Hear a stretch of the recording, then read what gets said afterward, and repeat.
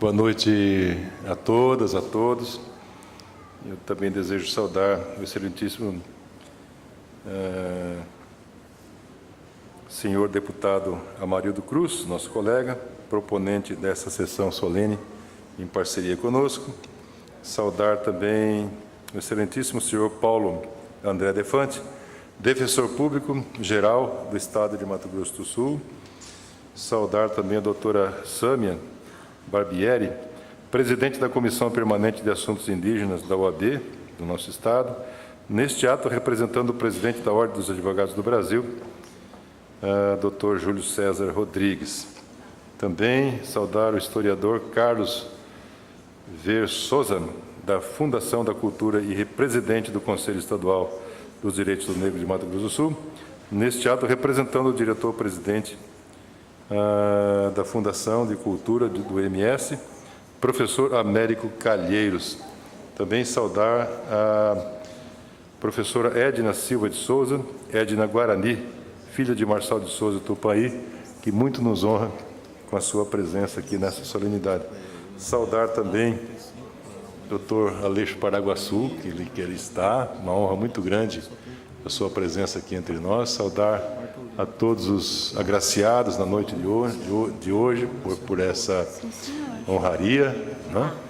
E saudar a toda a plateia, que dá um realce, um brilho todo especial a esse nosso evento. Primeiramente, né, quero aqui saudar, em nome dos homenageados, toda a comunidade negra do Mato Grosso do Sul, por que não dizer do nosso país, também nesse dia tão importante de reflexão, que é o Dia da Consciência, Dia Nacional da Consciência Negra. Lembrando sempre, né, dessa dívida social imensa que o Brasil tem para com essa comunidade e que, né, aos poucos, as políticas públicas de inclusão da comunidade negra vão acontecendo, mas a gente tem certeza de que tem muito ainda para se conquistar, mas temos a plena convicção de que a comunidade nunca avançou tanto no seu nível de formação técnica, científica, cultural,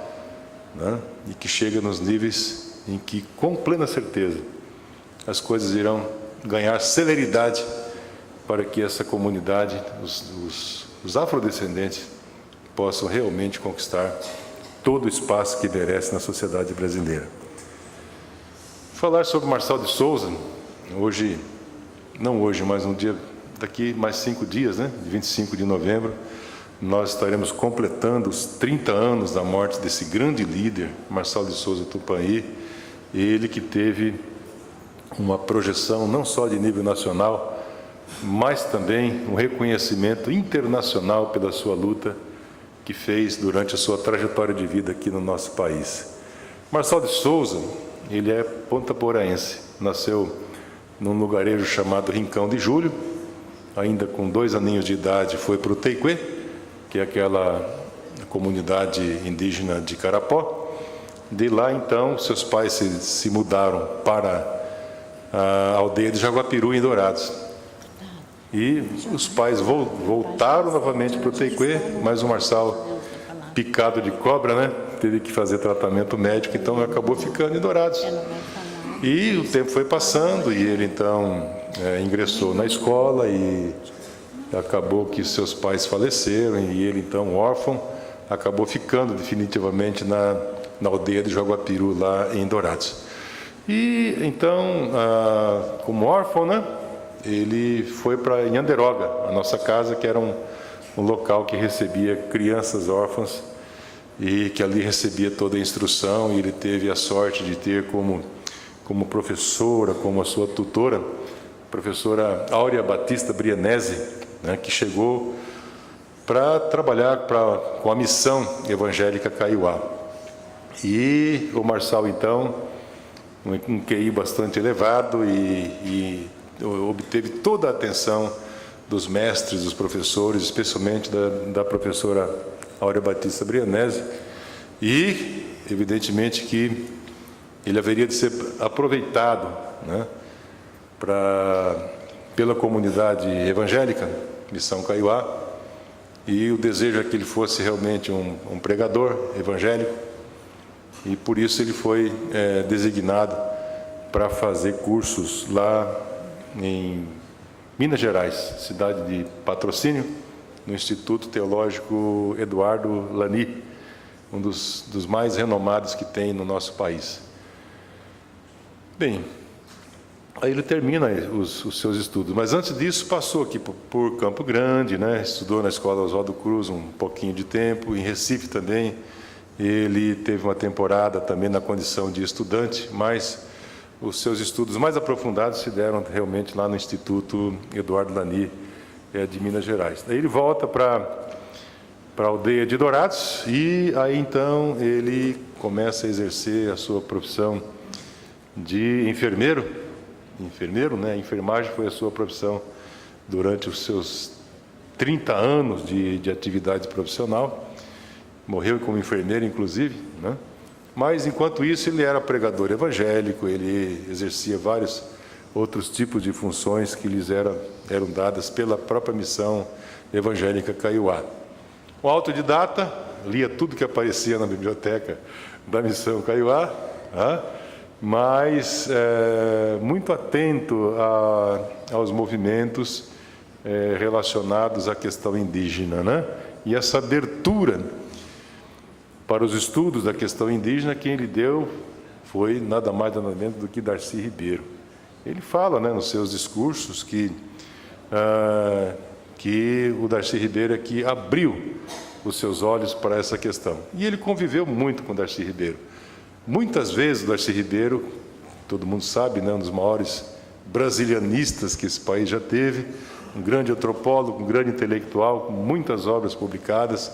Foi ele que, né, o idealizador da Universidade de Brasília, para se ter uma ideia, do Sambódromo do Rio de Janeiro, foi vice-governador do Rio, foi senador da República, deputado federal, um currículo maravilhoso. E, na minha opinião, pelo menos enquanto ele viveu, foi o maior orador que o Brasil já teve, Darcy Ribeiro. E, justamente, esse convívio com Darcy Ribeiro. Darcy Ribeiro, como antropólogo, viajava muito às aldeias Guarani e Kaiowá da nossa região. E o Marçal diz que viajou aldeia por aldeia com o Darcy Ribeiro muitas vezes, durante muitos dias. Imagina, né, a informação por osmose que o Marçal recebia do Darcy Ribeiro. Mas não foi só o Darcy Ribeiro.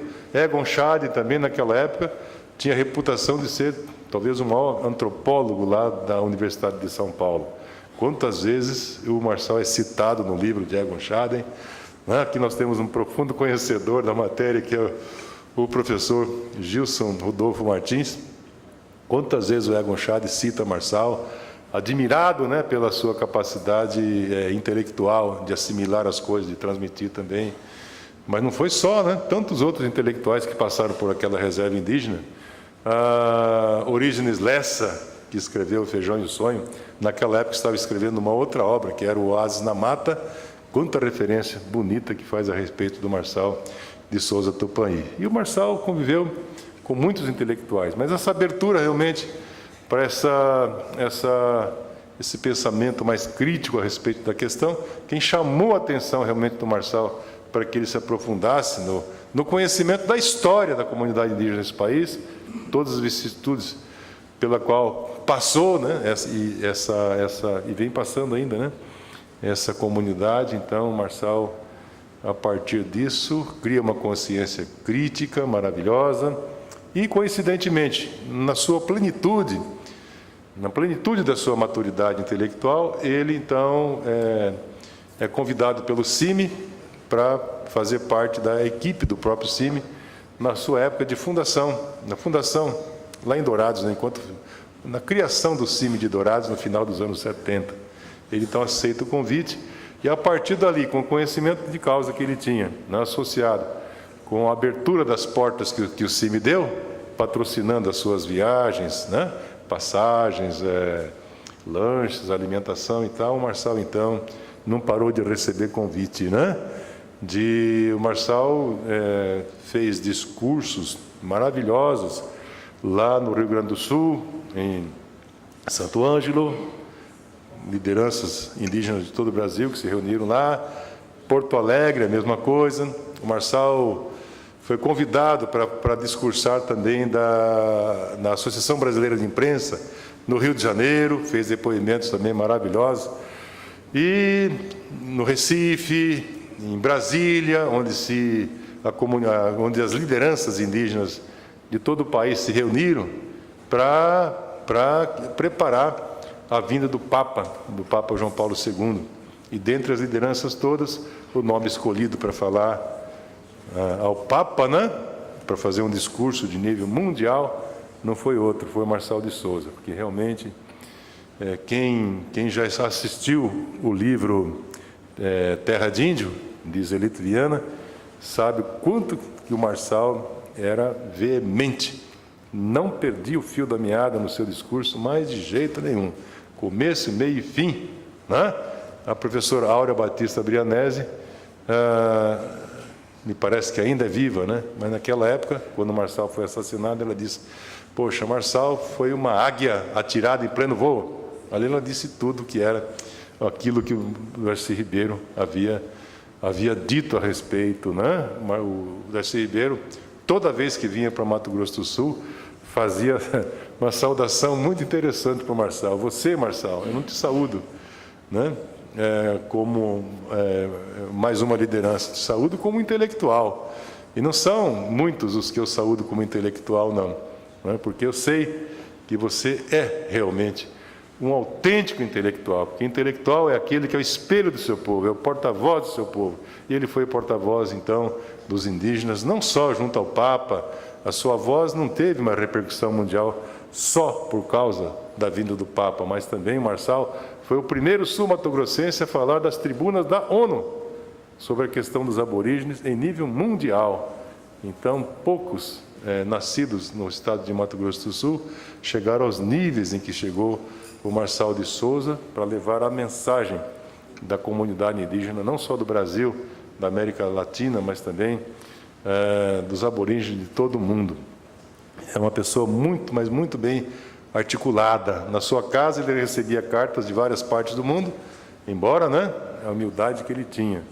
E, claro que pela movimentação que ele fazia, começou a ser perseguido.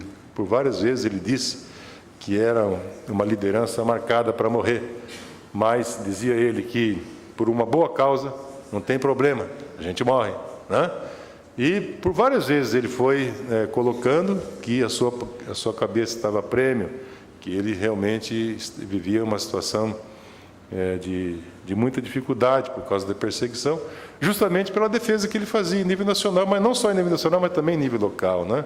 A última, para a gente resumir, a última defesa que ele fez foi da comunidade lá do Piraquá, no município de Antônio João. Ele estava na aldeia de Campestre, né, quando descobriu que tinha uma comunidade indígena lá no Piraquá, nas margens do rio Apa, lá no município de Antônio João. E começou todo um trabalho com a FUNAI, com o CIMI, né, de articulação para que aquela comunidade pudesse ter a chance de ser delimitada e depois demarcada. Isso aconteceu, sim, mas depois da sua morte, né, que foi toda ela articulada, e justamente no dia 25 de novembro, 30 anos, né, estamos comemorando agora, ele então recebeu a visita dos capangas, já no final da tarde, já na boca da noite, e recebeu então 5 tiros, e um deles muito emblemático, né, um tiro justamente na sua boca, que era para calar a maior liderança indígena da sua época, né? E isso realmente foi um abalo, né? Foi algo que teve uma repercussão imediata e de nível mundial, né? Só nós que, na condição de professor ainda da universidade, pelo simples fato de estar, né, envolvido com a causa, na época eu militava com o Gilson, fazia parte do GAIN, né, Grupo de Apoio ao Índio, fazia parte também do Conselho Estadual do Índio, né, juntamente com o Eduardo, que está aqui, né. Nós fizemos parte do primeiro conselho instalado aqui no tempo do Barbosa Martins, em que o secretário de Segurança do Estado era o Roberto Orro, né. E então, por causa desse envolvimento e a ligação que a gente tinha também com o CIMI, como voluntário, recebemos mais de 200 cartas de todos os continentes, né, de vários países do mundo, né, pedindo que realmente esse crime não ficasse impune absolutamente. Essas coisas todas a gente relata nesse nosso livro, que humildemente a gente foi pesquisando aqui e ali, juntando aquilo que foi possível, né, os discursos que ele fez em várias partes do Brasil, para que a gente pudesse, então, deixar um legado, principalmente para a nossa juventude. E eu finalizo o nosso livro, assim como vou finalizar também a minha fala, dizendo que talvez a juventude do estado de Mato Grosso do Sul possa não acreditar que uma pessoa tão iluminada, né, uma pessoa, né, de importância tão grande para o nosso estado, que levou a mensagem para o mundo inteiro, tivesse nascido e perlustrado os rincões aqui do estado de Mato Grosso do Sul. Um abraço, muito obrigado.